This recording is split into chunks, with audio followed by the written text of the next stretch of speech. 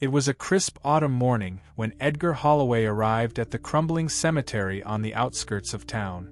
The air smelled faintly of damp earth and decaying leaves, but he didn't mind.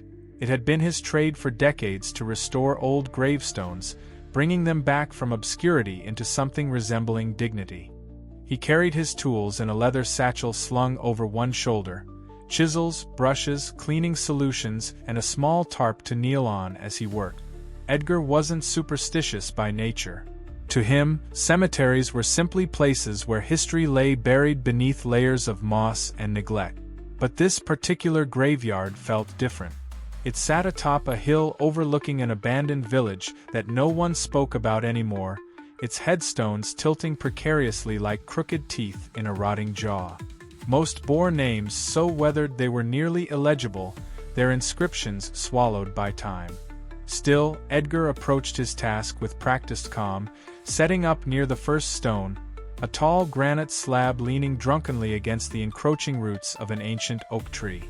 As he began scrubbing away the grime, the silence around him seemed unnaturally thick, as if the world itself held its breath. By midday, the name, Abigail Hargrove, emerged clearly from the stone's surface. Satisfied with his progress, Edgar stepped back to admire his work. That's when he heard it, a soft rustling sound behind him. Turning quickly, he saw nothing but trees swaying gently in the breeze. Shaking off the unease prickling at the back of his neck, he returned to his task. Yet moments later, the noise came again, closer this time. This time, he caught sight of movement out of the corner of his eye, a shadow slipping between the graves, too fast to identify. "Hello?" Edgar called out, his voice echoing eerily through the empty cemetery. No answer came, only the distant caw of a crow perched high above.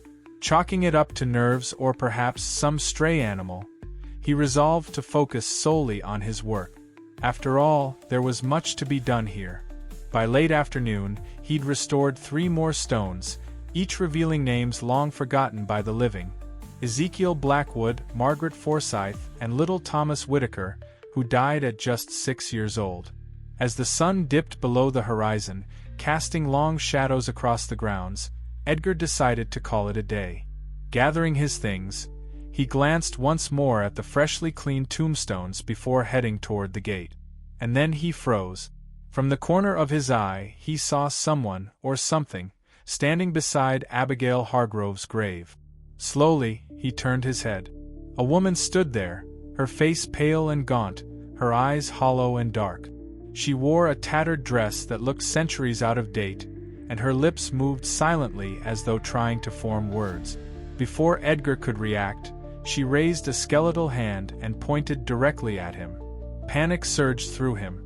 Dropping his satchel, he bolted for the exit, heart pounding wildly in his chest. Behind him, he heard footsteps, slow, deliberate, and far too close for comfort. He didn't dare look back until he reached the safety of his truck, slamming the door shut and locking it immediately. Peering through the window, he scanned the cemetery, half expecting to see the ghostly figure chasing after him. But the grounds were empty. Breathing heavily, Edgar convinced himself it was merely exhaustion playing tricks on his mind. Ghosts weren't real, everyone knew that. Still, sleep eluded him that night as images of the spectral woman haunted his thoughts. The next morning, despite his misgivings, Edgar returned to the cemetery. The restoration project was important, not just for preserving history, but because it paid well. Besides, what had happened yesterday could easily be explained away as fatigue or imagination running wild. He chose a new section of the graveyard to work on, deliberately avoiding the area where he'd encountered the apparition. As the hours passed, he managed to convince himself that everything would be fine. Stone after stone yielded their secrets under his careful ministrations, and soon another row of names gleamed brightly in the sunlight. But as dusk fell, the feeling of being watched returned stronger than ever. Every snap of a twig or whisper of wind made him jump. And then, as he knelt beside the final grave of the day, he noticed something strange. The ground around the base of the tombstone seemed disturbed, as though someone, or something, had been digging. Before he could investigate further, a low moan filled the air. It wasn't human, not entirely. It sounded like the earth itself groaning in pain. Terrified, Edgar scrambled to his feet and backed away. The soil shifted, and then, impossibly, a hand broke through the surface. A man clawed his way out of the grave, dirt caked onto his face and clothes. His eyes were milky white, unseeing yet somehow aware of Edgar's presence. With a guttural growl, the revenant lurched forward, arms outstretched. Edgar ran, dropping everything in his haste to escape. Behind him, the creature staggered awkwardly but relentlessly pursued. Reaching his truck, he fumbled with the keys, hands shaking violently. Just as he managed to start the engine, the passenger side door flew open, and the ghoul lunged inside. Its cold, dead fingers wrapped around his throat, squeezing with unnatural strength. Through blurred vision, Edgar realized the truth. Every tombstone he cleaned awakened its occupant. Each name he revealed brought forth a restless spirit bound to the mortal plane, hungry for vengeance or release, or both. Summoning the last of his strength, Edgar shoved the creature off and floored the accelerator, leaving skid marks as he sped down the winding road. In the rearview mirror, he saw figures emerging from the cemetery gates, shambling after him in eerie synchronization. They would never stop coming. For weeks afterward, Edgar holed himself up in his house, boarding windows and barricading doors. But even within those walls, he couldn't escape the knowledge of what he'd unleashed. At night, he swore he heard whispers outside, voices calling his name.